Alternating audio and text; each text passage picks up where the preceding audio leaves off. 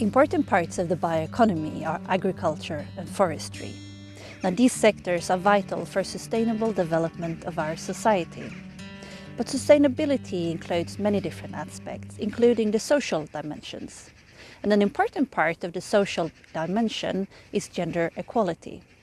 Now, looking at forestry and agriculture, these are very male-dominated sectors. It is primarily men driving the large forest machines, primarily men driving the tractors working our fields, and it's primarily men in decision-making positions in large organizations. Now, one could think that digitalizing forestry and agriculture would lead to a more gender-balanced sectors, because using smart machines, there's no longer the need for big muscles. But this has not happened. Digitalization could, in theory, increase the gender balance in forestry and agriculture, simply because the need of large muscles is no longer there when we have smart machines to help us. However, we have not seen this development, rather the opposite. Digitalization meaning that forestry and agriculture become even more male-dominated. Now, the reason for this is that the tech-related university programs are even more male-dominated than the ones related to forestry and agriculture. Hence, we have more men coming into the digital forestry and agriculture. Nordic Forest Research want to contribute to a more equal world because every human being should have the same possibilities. And also because we cannot afford to leave half of the population behind if we want to build a greener and more sustainable society.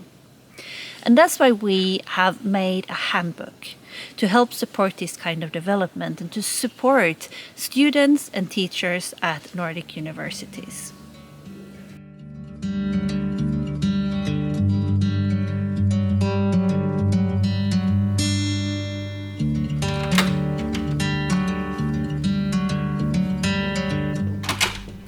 The method manual is a concrete help to be able to take the first step towards a change from an almost totally male-dominated bioeconomy to one where gender doesn't matter.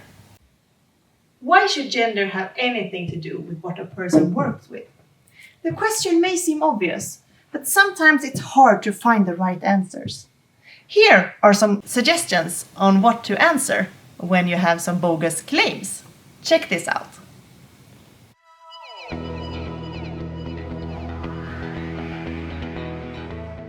Gender equality is a basic human right. Still, the Nordic bioeconomy sector is not a gender equal sector yet. The sooner we realize this, the sooner we can do something about it.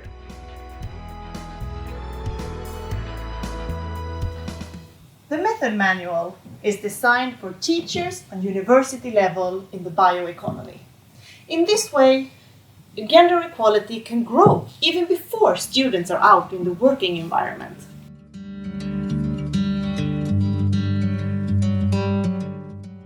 If you as a teacher has very limited time for this subject in your courses are packed and you have nothing to spare, have a look at Package 1. Package 1 contains some handy tips and tricks for how to incorporate gender and digitalization in your already existing course material. For example, tips on how to talk to a guest lecture. If you have some more time and space in your course, perhaps Package 2 is something for you. Package 2 contains everything from Package 1, but in addition, it also has tools for analyzing where the class stands on gender issues. Package 2 also holds some tips on how to make your own lecture on this subject.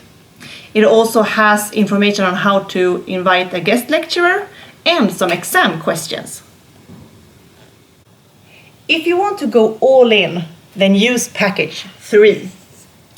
Package 3 contains Package 1 and 2, but it also holds more extensive material that will hopefully lead to more deeper discussions among the students, and in turn, we envision that it will lead to some real change. The focus in package 3 is a seminar with suggested literature and also 2 podcast episodes that focus on gender and digitalization in the Nordic bioeconomy. With this handbook, we want to make it possible to reap the benefits of the digitalization in forestry and agriculture, while at the same time improving the gender balance in these sectors.